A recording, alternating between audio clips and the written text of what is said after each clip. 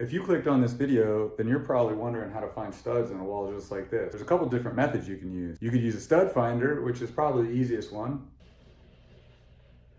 but you don't always have a stud finder. You could use magnets. Oh. You could use the knock method. You could use lights. You could use the position of the receptacles. And you can probably even use the baseboards and where the nails are positioned for that baseboard. Let's take a closer look at each one of those methods and see how it works out on this wall right here. The first and easiest method is using a stud finder. And to do that, all we gotta do is take the stud finder and put it against the wall and hold the button down. Oh, put it right on top of the stud on the first one. About 15, 16 inches off, there's the second one. There's a third one. And right next to the receptacle, there's another one. Now at this point, I should probably note that in this house, the studs are about 16 inches on center. And we'll see that later when I start to use magnets. So one method that people go to right off the bat is the bump and knock method. And I really don't know why people go to this method. I don't really find much value in it. I can locate maybe a stud, but I have a lot of uncertainty. So with the bump method, you're really looking for a physical movement of the wall, and it just feels different, like it depresses slightly. And sometimes you can hear it audible. I usually find I can hear it audible if I just use either my knuckle or just my finger tapping. But let's give it a try and see what we hear on this wall.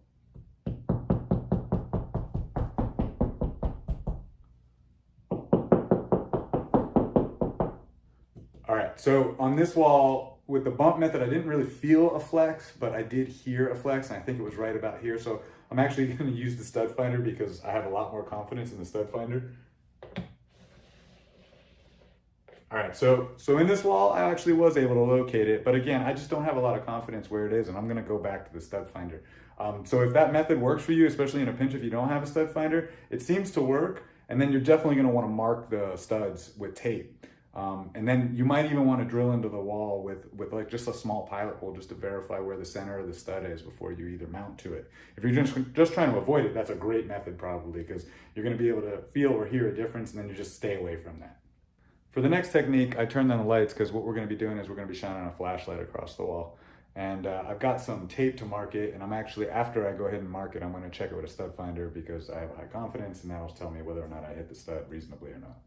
So let's go ahead and shine this across the wall. And so what I'm looking for here is a little poke out of the wall, a little like slight hill, if you will, that sticks out of the wall. I gotta tell you, I don't really see much. I think I see something, say right there. I don't really see much at all. I think I see something there. So let's go ahead and grab the stud finder and see if I actually hit the studs or not. All right, so I really missed the first one,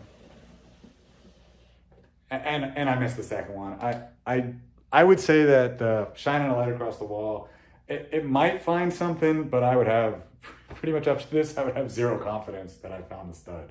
So this next technique I really like. The only problem is you need magnets, and if you don't have magnets on hand, it's just not gonna work.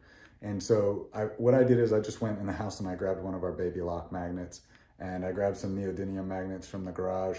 You may or may not have these. You may need to grab a magnet off of the refrigerator. The more powerful the magnet, the better it's gonna be. All right, so to use magnets, what we're trying to do is we're trying to find the screws that hold the drywall on the wall.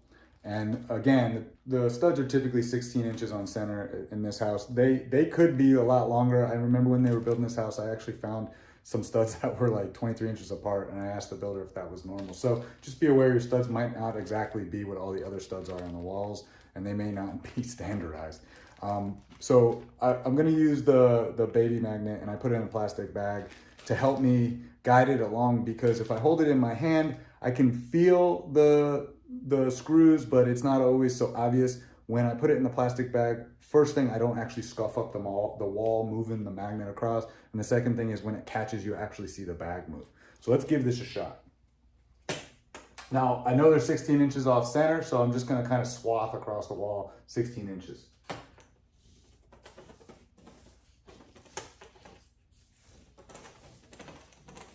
Oh, there it is, just caught just like that. So now that I know where one is, I can use one of these smaller magnets to just attach to it. And now I've got that mark on the wall. So now I know that all the other studs are about 16 inches on center. Typically when they build these, they put those screws on the wall at approximately the same height. So I'm willing to bet anything 16 inches left and right of that is another screw. So I'm just gonna scan out. And there it is right there. I could feel it grip when I went over it. So I can mark that one. Come over here. There's another one. So something I noticed as I was going across on this wall was there's actually a screw right below this other one. And so if you're gonna be mounting something on the wall and you come across a screw like that while you're going up and down, you don't want to screw into another into a drywall screw. So you're gonna want to mark it to try to avoid it. Now basically I've mapped out exactly where my drywall screws and my studs, and so now I can basically screw it to the wall and have confidence. I know where my studs are and I'm not gonna hit any of my screws. All right, for the next two methods, we're gonna be looking at the receptacle on the wall, because next to a receptacle is very typically a stud, and you can use that stud and go 16 inches or so off that stud to find the other studs across the entire wall. The other method is to go down onto basically your hands and knees, and you're looking at the baseboards and you're looking at the nails in the baseboards to see what you can find down there. All right, so I've gone ahead and take the cover plate off of this receptacle. And the first thing we're gonna do is we're gonna look to both sides, and we're gonna see if we can see any bit of the stud on either side. Now this wall is insulated, so I definitely don't wanna get confused between the insulation and a stud. I don't see anything on that side. Now right there, I do actually see something. Right in there, I see some wood and what I think is a stud. And now I do know from the previous methods that we did, the stud is on the right-hand side. So it's not super obvious, but it is there. One thing you can do is you can actually take something, this is just a tie wrap, and you can slide it right next to the receptacle box, and you can see like this is hitting something. So there's very obviously something there. It might not run up and down. I also see that this side is a little bit deformed, and that would lead me to believe maybe that there's something hitting that. Whereas on this side, all I feel is insulation, and I can like shove it up in there. So that's another way that you could possibly find the studs in your wall. So now that I know that the stud runs along the right side of that receptacle, I can use that information and measure approximately 16 inches on center from that across the wall each time. And that'll tell me approximately where the other studs are. And then if I really had a concern about hitting a stud, I might want to use a different method. But if I was trying to really avoid a stud, that's a pretty good method. So let's go ahead and just mark across the wall. I'll skip to it, and then I'll check it with the stud finder. All right, so I've gone ahead and I've marked across the wall every 16 inches. So now let's use the stud finder and prove to ourselves that that method indeed does work. All right, so that one looks like it hit it dead on. That one looks like it did real well. All right, and that one also hit it. So that is definitely a viable method if you can find which side of the receptacle has a stud on it and you know the rough distance of the studs. All right, so the last method we're gonna check out is the baseboard method, which uses the nail holes that the builder used to put in the baseboards. And what we're trying to do here is we're gonna look for the little indentations, and we're gonna mark them with a piece of tape, and then we're gonna come back and we're gonna use the stud finder to verify.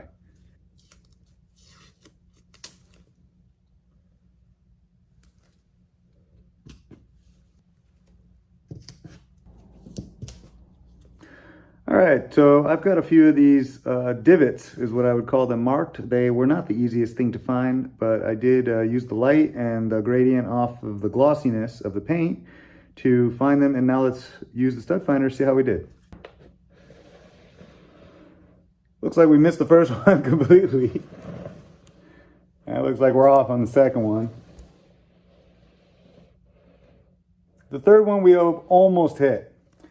But as we can see in this house, I would say that that is not a good method to use. I don't think that the builder really tried to hit the studs at all. In some homes they do, but I wouldn't trust that method at all. All right, so that wraps up this video. If you stuck it out this long and got value, please subscribe. If you have any additional ideas on how to find studs in walls without using a stud finder, comment below.